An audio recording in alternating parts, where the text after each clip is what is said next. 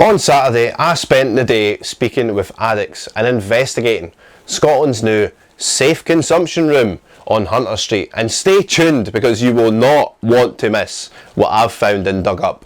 All the journalists, all the news organisations are missing the real story here with this centre.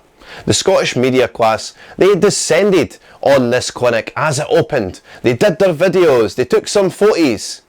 They would have been in and out within 15 or 20 minutes, while I spent hours there. The coverage of this story has revolved around the argument about whether we should be providing addicts with drugs and a place to inject those drugs that are illegal in any other postcode, when I'm telling you that the real story here isn't the moral quandaries that are surrounding the centre as a concept, but the impact of the centre on the surrounding area, particularly the Morrisons directly opposite the consumption rooms, as well as many other areas in the local vicinity.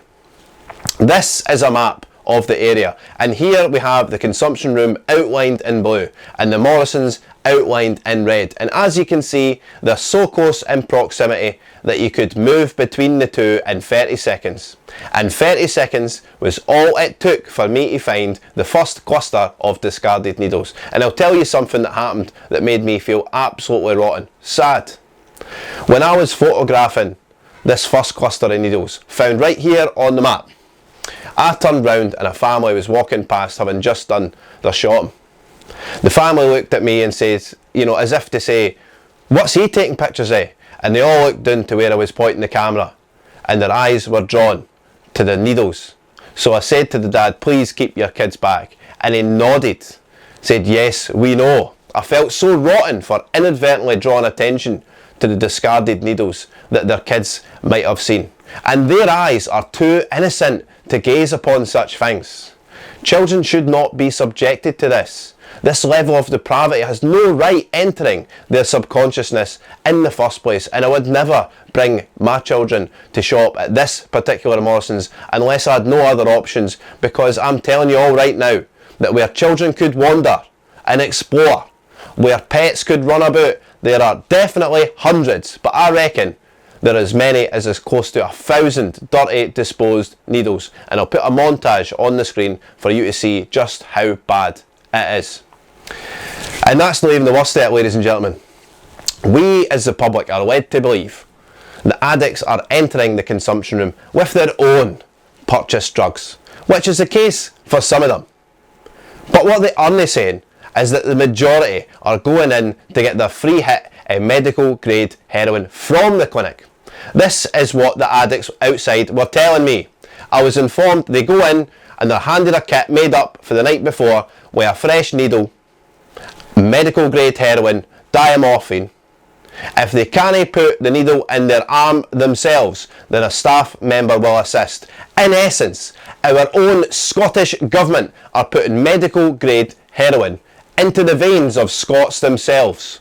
Imagine you're an addict and you go into the clinic seeking help, and on one hand they've got the 12-step recovery programme, and on the other hand they've got a needle primed with medical grade heroin. What choice is that? What sort of chance have these people got? It's absolutely deplorable. When these addicts then exit the doors of the consumption room back into the public, having just had a hit of heroin, then inevitably more problems begin to arise. Right across the road, they go into Morrisons, into the corners of the car park, into the bushes, where they're taking heroin, and oftentimes in full view of the public. While I was there, people were actively taking Class A drugs. These addicts were more than happy to allow me to photograph them smoking crack cocaine, so long as I didn't get their faces. All of this happening in the middle of the afternoon. Looking at the timestamp on the photo, it was taken at precisely 2:55 PM on Saturday afternoon in broad daylight. You know, there are distinct and separate issues in play when it comes to this consumption room. You know, starting with the obvious, I think it's downright wrong to enable drug addicts in this manner by putting up a consumption room in the very first place. It sets a very dangerous precedent and floats the notion in Scotland here that there is somehow a safe way to take heroin and other Class A drugs. Secondly, now that this consumption room is in place and operational, This must be having, firstly, a financial impact on Morrisons, who must pay fortunes in rates, and secondly, a psychological impact on the staff in Morrisons, having to be on high alert, having the need for 2 security guards on the doors. And lastly, the Morrisons car park is now a public health risk. As I mentioned earlier, hundreds if not thousands of discarded needles.